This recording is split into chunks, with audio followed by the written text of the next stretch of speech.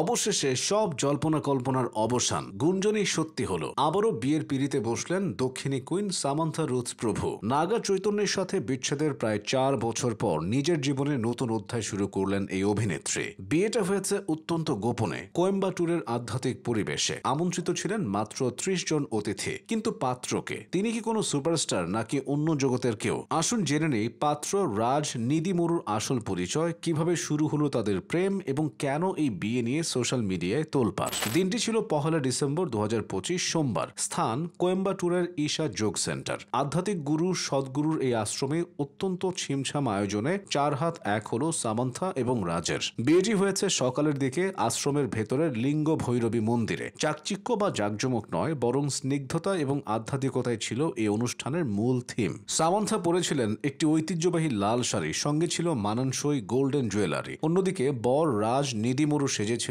সাদা কুর্তা এবং বেজ রঙের নেহেরু জ্যাকেটে। সবচেয়ে অবাক করা বিষয় হলো অতিথির তালিকা। বলিউড বা দক্ষিণী ইন্ডাস্ট্রির বড় কোনো তারকাদের ভিড় ছিল না। মাত্র ৩০ জন ঘনিষ্ঠ বন্ধু এবং পরিবারের সদস্যদের সাক্ষী রেখে নতুন জীবন শুরু করলেন তারা। বিয়ের পর সামান্থা নিজেই ইনস্টাগ্রামে ছবি শেয়ার করে ক্যাপশনে লিখেছেন শুধু একটি তারিখ, ১/১২/২০২৫। অ্যামাজন প্রাইমের জনপ্রিয় সিরিজ দ্য ফ্যামিলি ম্যানের অন্যতম স্রষ্টা এবং পরিচালক রাজ এবং তার পার্টনার ডিকে জুটি বলিউডে গো গোয়া গন এবং সাম্প্রতিক সিটাডেল হানি বানির মতো প্রজেক্টের জন্য বিখ্যাত। রাজ আদতে একজন সফটওয়্যার ইঞ্জিনিয়ার ছিলেন, যিনি আমেরিকায় চাকরি ছেড়ে সিনেমার টানে ভারতে ফিরে আসেন। অন্ধ্রপ্রদেশের তিরুপতির ছেলে রাজ এখন ভারতের অন্যতম সফল পরিচালক। সামান্থার সাথে তার পরিচয় কিন্তু কাজের সূত্রেই। দ্য ফ্যামিলি ম্যান সিজন ২ থেকেই তাদের বন্ধুত্ব এবং পরবর্তীতে প্রেমের সূত্রপাত। সামান্থার জীবনের এই নতুন শুরুটা কিন্তু মোটেও সহজ ছিল না। ফিরে দেখা যাক একটু পেছনের দিকে। ২০১৭ সালে ভালোবেসে তিনি বিয়ে করেছিলেন সুপারস্টার নাগা চৈতন্যকে।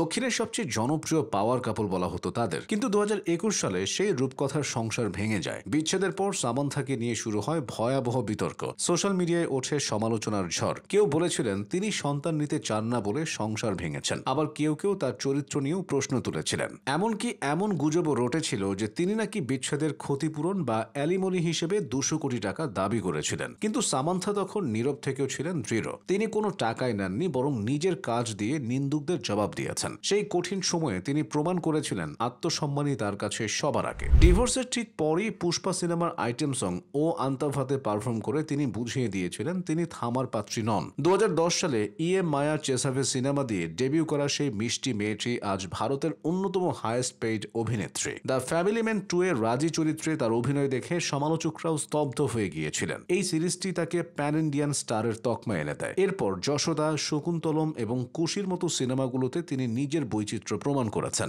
মাঝখানে মায়োসাইটিস নামক এক বিরল অটো ইমিউন রোগে আক্রান্ত হয়ে কিছুদিন বিরতি নিতে বাধ্য হন তিনি। শরীরের অসহ্য যন্ত্রণা নিয়েও তিনি সিটাডেল সিরিজের শুটিং শেষ করেছেন। তবে সব ভালো খবরের পেছনেই কিছু কাটা থাকে। রাজ নিদিমুরুও এর আগে শ্যামলী দের সাথে বিবাহিত ছিলেন, যার বিচ্ছেদ ঘটে ২০২২ সালে। বিয়ের ঠিক আগেই রাজের প্রাক্তন স্ত্রী সোশ্যাল মিডিয়ায় একটি রহস্যময় পোস্ট শেয়ার করেন, যেখানে লেখা ছিল নিরাশ্রয় মানুষ হতাশার কাজ করে। নেটিজেনদের একাংশ মনে করছেন এই খোঁচাটা নতুন দম্পতির দিকে ছিল। তবে সামান্থা বা রাজ কেউই এই নেতিবাচকতাকে পাত্তা দেননি। তারা বেছে নিয়েছেন নীরবতা এবং নতুন সুরের আনন্দকে।